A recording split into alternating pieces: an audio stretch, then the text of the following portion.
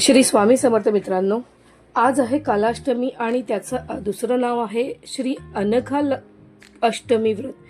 म्हणजे हे दोन्हीही म्हणजे अनघा अष्टमी व्रत हे दत्तात्रयांसाठी केलं जातं आणि कालाष्टमी म्हणजेच कालभैरवासाठी केला जातो। म्हणजे त्यातूनही ब्रह्मा, विष्णू आणि महेश या तिघांचे सांगड घातलेलं आहे। तर या व्रताची माहिती बऱ्याच जणांना माहीत आहे आणि नसेल माहिती तरी जाणून घेण्याची ज्यांना उत्सुकता आहे त्यांच्यासाठी खास मी सांगते। त्रिगुणात्मक त्रिमूर्ती दत्तात्रय श्री स्वामींनी वेळोवेळी अवतार घेऊन अगदी लहान थोरांना, मोठ्यांना, सगळ्यांना, श्रीमंत गरीब यांचे सगळ्यांचा उद्धार केलेला आहे। श्रीपाद, श्री वल्लभ, श्री नरसिंह सरस्वती व स्वामी समर्थ हे अलीकडे महत्त्वाचे अवतार ठरत चाललेले आहेत। तसेच अवधूत दत्तात्रयांचे गृहस्थ रूपण सुद्धा आहे, हे बऱ्याच जणांना माहीत नाहीये।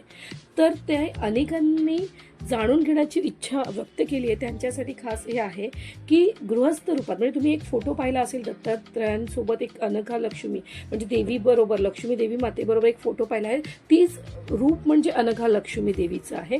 आणि या बऱ्याचदा म्हणजे कृतयुगात, त्रेतायुगात आणि कलियुगात आणि द्वापार युगात, म्हणजे माझा सिक्वेन्स चुकला असेल तरी पण तुम्ही गांभीर्य लक्षात घ्या की हे श्रीपाद श्री वल्लभांच्या चरित्र सारामृतात या व्रताची माहिती आणि त्या व्रताच्या बद्दलचं फळ बऱ्याच ठिकाणी त्यांनी उल्लेख केलेला आहे।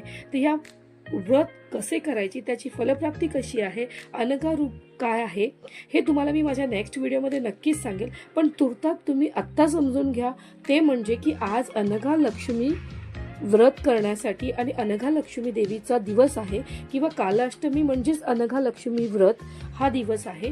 तर ते तुम्ही जाणून घ्या आणि आपण सगळ्यांनी दत्त उपासकांनी, स्वामी भक्तांनी ते जाणून घेऊन आज नतमस्तक होऊया आणि श्री स्वामी समर्थ अवधूत चिंतन श्री गुरुदेव दत्त। या व्रताची माहिती श्रीपाद श्री वल्लभांनी त्यांच्या चरित्र सारामृत मध्ये या व्रताची अनेक ठिकाणी माहिती आणि उल्लेख केलेला आहे। तर असे हे साधे सोपे व्रत आहे। याची मांडणी, यांची पूजा, याची फलप्राप्ती कशी आहे ती मी तुम्हाला नेक्स्ट व्हिडिओमध्ये सांगेल। व्हिडिओ आवडली असेल तर लाईक, शेअर, सबस्क्राईब करायला विसरू नका। आणि अशाच माझ्या छान छान व्हिडिओ तुम्हाला आणि स्वामींच्याबद्दलची माहिती किंवा दत्त उपासकाच्याबद्दलची आत्मीयता ही मी नक्की तुम्हाला माझ्या प्रत्येक व्हिडिओत सांगेल। श्री स्वामी समर्थ।